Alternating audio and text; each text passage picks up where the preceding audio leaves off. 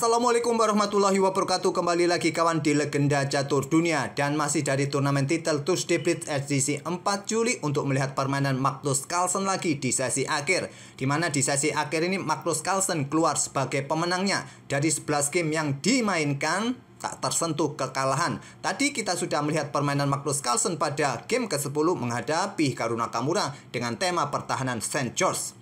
Kali ini kita akan melihat permainannya lagi kawan di babak ke-8 menghadapi Fabiano Caruana dengan tema permainan yang sama, St. John Defense. Untuk mengenai info turnamen kawan, nanti malam ada Grand Chess Tour seri ketiga, Kroasia Rapid dan Blitz kawan. Besok kita bisa ulas game-gamenya. Dan juga sedang berlangsung kejuaraan dunia catur wanita babak pertama. Saat admin sedang rekaman ini, jadi kalian bisa melihat pertandingan mereka siang hari kawan. Seperti yang kalian lihat sedang berlangsung babak pertama. Ju Wenjun sebagai juara bertahan dan penantangnya Li Tingji ini kawan setelah memenangkan kandidat turnamen beberapa bulan yang lalu. Tapi kita tidak ulas terlebih dahulu game ini kawan dari kejuaraan dunia catur wanita. Besoklah kita akan otak-atik, tergantung apakah ada game yang bagus juga dari Grand Chess Tour. Kita lihat saja, langsung saja kita ke papan analisisnya. Dan juga tadi di kolom komentar ada kawan-kawan yang merequest permainannya Ding Liren.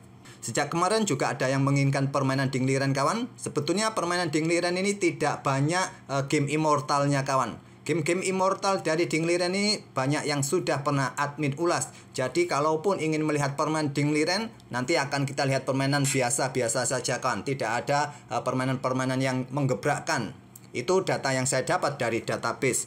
Oke, langsung saja kita nikmati terlebih dahulu permainan Magnus Carlsen di babak ke-8 sesi akhir dari titel Tuesday Blitz kawan. Dan di sini Caruana mengawali dengan pion raja, pion E4. Carlsen pion A6, St. George Defense seperti yang dimainkan saat menghadapi Caruana tadi kawan. Dan di sini pion D4 lanjut Caruana, pion C6 sama seperti saat melawan Hikaru Nakamura. Tapi di database kawan kebanyakan saat hitam bermain dengan St. George Defense ini setelah langkah kedua dari putih, pion B5 ini merupakan pilihan yang paling populer kawan. Tapi Carlsen memainkan pion C6, tak banyak yang memainkan pion C6 di permainan resmi. Di sini pion C4. Kalau tadi kita lihat permainannya Hikaru Nakamura mendorong pion kawan. Yang terkuat adalah kuda C3 tapi memilih dengan pion C4. Ada pion D5 di sini, baru di sini kuda C3 dan Carlsen baku hantam pion D pukul pion E4, kuda ambil balik, kuda F6 lanjut Carlsen menantang pertukaran dan langsung diterima juga oleh Fabiano Caruana. Diambil balik menggunakan pion E agar gajahnya juga segera bisa keluar kawan. Kuda F3, Carlsen mengeluarkan gajah ke petak G4. Pimpinan seperti ini sangat tidak kita sukai kawan. Baik pada posisi kuda C3 ataupun kuda F6 ataupun sebaliknya, posisi hitam juga tidak mengenakan saat kena pin seperti ini.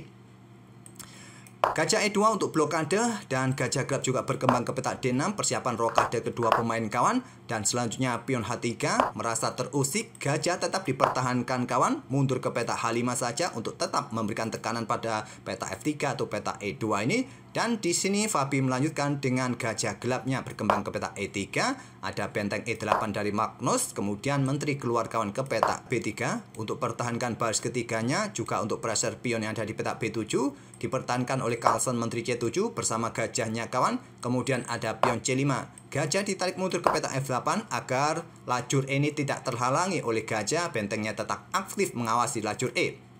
Benteng Fe1 lanjut Fabi, melanjutkan pengembangan kuda D7. Kemudian ada benteng AC1, di sini pion F5 dimainkan oleh Carlsen untuk mendapatkan ruang juga ataupun juga kosongkan ruang bagi manuver kudanya kawan nanti ke petak E4. Di sini ada kuda ke E5 balas Fabi. Gajah C4 bisa juga jadi pilihan kawan. Tapi memilih dengan kuda ke petak E5, coba lihat posisi kuda ini mengawasi petak F7 bersama menterinya menantang pertukaran kuda atau membuka tantangan pertukaran gajah gelap. Kira-kira kalian memilih langkah apa kawan? Pilihan terbaiknya dilakukan oleh Carlsen kawan dengan pengorbanan kuda ambil pion yang ada di petak C5, sama nanti akan mendapatkan gantinya. Itulah pilihan terbaik. Jika kalian di sini melakukan atau ambil gajah terang terlebih dahulu dengan gajah pukul gajah kawan, maka sudah tidak ada lagi yang menjaga petak F7. Tentu saja disikat oleh menteri, memaksa raja bergeser. Nah, di sini kalian bisa melanjutkan gajah bergerak ke petak F4 untuk membuka lajur E. Juga persiapan discover kawan untuk mendapatkan menteri. Kalaupun kuda pukul kuda, ya menteri bisa jatuh. Mungkin gajah ini akan direlakan di petak H5 serang menteri. Menteri ambil, baru sekarang kuda pukul kuda. Nah, di sini kalian bisa langsung ambil atau memilih pion ini kawan, bisa kalian lanjutkan. Oke, kembali lagi ke langkah aslinya kawan. Ataupun di sini kalau kalian memilih kuda pukul kuda terlebih dahulu, di sini akan berlanjut gajah pukul gajah kawan. Permainan masih dirasa cukup seimbang dengan variasi permainan pertukaran kuda di petak pusat tadi. Tapi kita lihat permainan Magnus Carlsen memilih langkah yang sangat presisi dengan kuda ambil pion C5. Dengan tempo tentu ancam menteri. Ini memaksa pion ambil balik kuda. Dan selanjutnya baru gajah pukul gajah E2 lanjut Carlsen. Di sini gajah F4, pilihan terbaik, terkuat untuk persiapan juga discover pada menteri. Carlsen membalas dengan langkah yang presisi juga dengan pion G5 ataupun juga bisa mengeluarkan gajah ini ditarik mundur kawan ke petak B5 bisa jadi pilihan. Tapi Magnus Carlsen tidak ingin bermain resiko untuk mendapatkan tekanan pada diagonal gelap ini. Dia mengusir gajah dengan pion G5. Akhirnya Fabi memilih gajah terang benteng ambil gajah terang E2. Carlsen mendapatkan gajah gelap F4, tapi dia merelakan struktur pionnya rusak dan rajanya mulai sedikit terbuka. Ada benteng A E1 ditumpuk, Carlsen juga segera tumpuk bentengnya angkat ke E7 terlebih dahulu. Kuda menghindar ke petak D3, benteng ditumpuk oleh Carlsen, terjadi baku hantam benteng di petak E7 kawan, dan kita temui permainan endgame menteri plus kuda melawan menteri plus gajah. Langkah pion F3 yang dimainkan oleh Fabi ini membuat posisi rajanya semakin terekspos terbuka pada diagonal A7G1 ini, diagonal gelap. Mungkin kalian melihat kenapa sih kuda ini tidak ambil pionnya ada di peta F4 kawan. Karena kontrol peta E1 sudah tidak ada yang menjaga, menteri menusuk untuk ambil pion yang ada di peta F2. Memilih dengan pion F3 terlebih dahulu baru ambil pion ini kawan, tapi sudah terlambat. Di sini Carlsen menusuk dengan menteri E3 skak. Setelah raja bergeser, baru sekarang aktifkan gajahnya kembali ke petak G7. Menteri mundur ke petak D1 dan Carlsen bermain dengan pion A5. Ada pion B3, hentikan agar tidak menusuk ke petak A4. Di sini Carlsen aktifkan gajah untuk coba mengawasi petak G1 ancaman skak mat kawan agar menterinya tidak macam-macam untuk pindah, dan rencana Carlsen adalah aktifkan raja segera ke pusat persiapan endgame mengadu para perwiranya nanti di area pertahanan putih. Pion A3, raja G7, pion B4 tantang Fabi, ditolak Carlsen, menutup permainan kawan, tidak memberikan kesempatan bermain dengan pion-pion sayap menteri. Pion H4 berikan ruang bagi rajanya, dihentikan dengan pion H5. Raja naik ke H3, raja hitam F6, raja putih mondar-mandir ke H2. Di sini gajah C3. Ada raja putih mondar-mandir saja, dan selanjutnya menteri D2.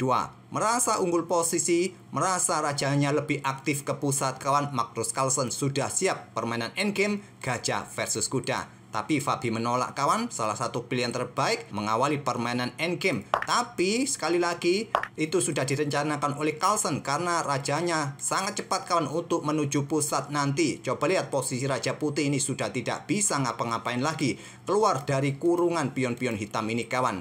Posisi gajah juga mengawal petak-petak gelap dan juga sedang mengincar pion-pion putih yang berada pada petak gelap juga. Jadi tidak menguntungkan juga bagi putih jika bermain dengan permainan endgame kuda versus gajah saat ini. Tapi salah satu rekomendasi juga dari engine kawan, pilihan nomor 2. Memilih dengan menteri bergeser ke peta F1, tetap menjaga kudanya. Ada raja hitam mulai bergerak lagi ke E6, kuda F2, dan di sini raja bergerak lagi ke D5. Ada kuda D3 mondar-mandir. Di sini gajah D4 mengawasi petak gelap kawan, dan selanjutnya kuda manuver ke C1. Gajah B2 tetap ancam kuda dan mendapatkan pion di peta A3. Kuda lari, gajah ambil pion A3. Menteri ke A1 ancam gajah, menawarkan pertukaran, diterima oleh Carlsen. Menteri ambil kuda E2. Menteri putih ambil gajah A3.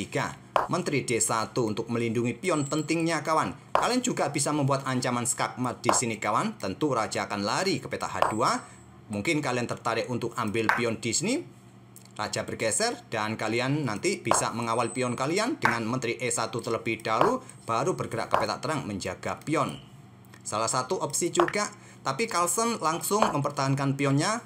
Ini untuk tidak memberikan kesempatan raja ini bergerak ke petak gelap dan menghabisi pion-pionnya. Jadi memanfaatkan pion-pionnya untuk memenjarakan posisi raja putih. Raja H2, raja hitam mulai bergerak kawan. Menteri putih A2 skak. diblokade dengan menteri. Kalian bisa juga ambil pion, tapi menteri bergerak ke petak B3 ini selain mengawal rajanya, juga mengawal pionnya nanti kawan. Menteri D2, di sini pion mulai didorong oleh Magnus, pion A3. Menteri ambil pion F4, belum mau menyerah Fabi. Raja bergeser kawan ke C3. Menteri ambil pion F5, pion didorong terus. Ada menteri F6 skak untuk mengawal petak terakhir juga, petak gelap kawan. Di sini raja bergeser ke C2, menteri F5 skak. Di sini blokade oleh menteri D3, menteri ke E5 awasi petak gelap dan blokade oleh menteri C3, menteri E2 skak, raja B3 dan setelah menteri D1 skak, raja A3 sudah tidak mempunyai kesempatan untuk melakukan skak lagi kawan. Semua dikawal oleh menteri ini. Dan satu langkah berikutnya, pion ini juga bisa promosi dan kontrol waktu Fabi juga mulai jatuh kawan. Permainan berakhir di langkah ke-50 dimenangkan oleh Magnus Carlsen dengan tema permainan pion A6 kawan, St. George Defense. Dari respon pion E4, apakah pion D4 atau dengan rete opening, tetap memainkan pion A6 Magnus Carlsen. Super Grandmaster apapun ya bebas kawan. Mau pembukaan seperti apa? Ya, kita lihat ide-ide Magnus Carlsen selalu menarik untuk kita lihat kawan. Oke, itulah kawan kembali permainan Magnus Carlsen dengan permainan St. John Defense. Mungkin bisa kalian coba. Ya, kalau di database kawan kebanyakan setelah pion A6 ini, pion B5 siap dilanjutkan oleh hitam. Tapi Carlsen tadi dengan pion A6 dan pion C6 kawan. Oke, kita tunggu saja kawan turnamen-turnamen yang akan berlangsung nanti malam dan juga kejuaraan dunia catur wanita yang sedang berlangsung saat ini. Besok kita review lagi permainannya apakah cukup menarik untuk kita ulas. Kita nantikan besok kawan. Oke, terima kasih sudah mampir tiap hari. Jangan lupa untuk subscribe ataupun like video kami kawan untuk membantu channel kami terus bisa eksis dan terus bisa berkembang. Sekali lagi terima kasih. Wassalamualaikum warahmatullahi wabarakatuh.